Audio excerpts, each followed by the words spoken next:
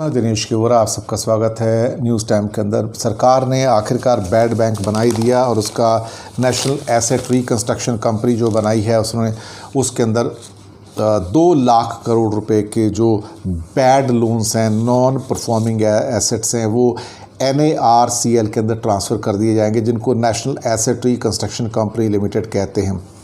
कमाल की बात यह है कि सरकार ने कहा था कि वो उसके अंदर 30,600 करोड़ रुपए इन्वेस्ट करेगी, 30,600 करोड़ रुपए। लेकिन अब पता लगा है कि वो 30,600 करोड़ रुपए सरकार नहीं दे रही है, सिर्फ उसकी जगह उसकी सिक्योरिटी रिसीट दे रही है, एक गारंटी दे रही है कि हाँ ये मेरी ओर से इस गारंटी, इसको आप पैसा समझ लीजिए और वहाँ पर जमा करा दीजिए। मेरी समझ से बाहर है कि बैंकों में से 2 लाख करोड़ रुपए के लोन कट करने के लिए अकाउंट बुक में से आपने वो 2 लाख करोड़ यहाँ ट्रांसफ़र कर देने हैं। कमाल की बात है साहब। क्या बैंकों के नॉन परफॉर्मिंग एसेट सिर्फ अकाउंट को ट्रांसफ़र करने से संभव हो जाएंगे?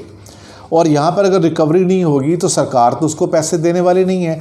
सरकार ने जब जब बैंकिंग सेक्टर को गारंटीज़ दी हैं, मैंने देखा कि सरकार ने उस गारंटीज़ का पालन कभी भी नहीं किया है और कभी भी उनको पेमेंट नहीं की है।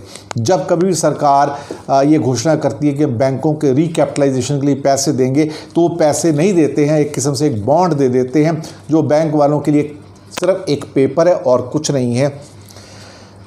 एक ऐसी नई प्रथा एक स्टार्ट की जा रही है जिसका मुझे लगता है कि कहीं ना कहीं रियलिटी से कोई ताल्लुक़ नहीं है। अगर आप किताब में से 2 लाख करोड़ रुपए काट देंगे कि हाँ जी मेरे ऊपर 9 लाख करोड़ की जगह अब 7 लाख करोड़ का लोन रह गया और 2 करोड़ मैंने एक दूसरी अकाउंट बुक के अंदर ट्रांसफ़र कर दिए, तो आपके नॉन परफॉर्मिंग एसेट्स कम हो गए।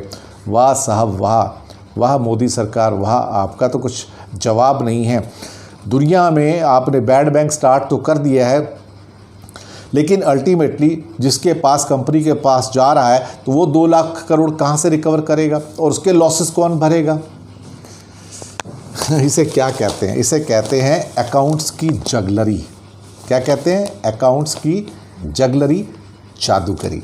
जी हाँ, यानी कि किस ढंग से आप अपने अकाउंट के अंदर प्रॉफिट्स को या लॉसेस को मैनिपुलेट कर सकते हैं, किताबी रूप में, एक्चुअल रूप से नहीं। धन्यवाद।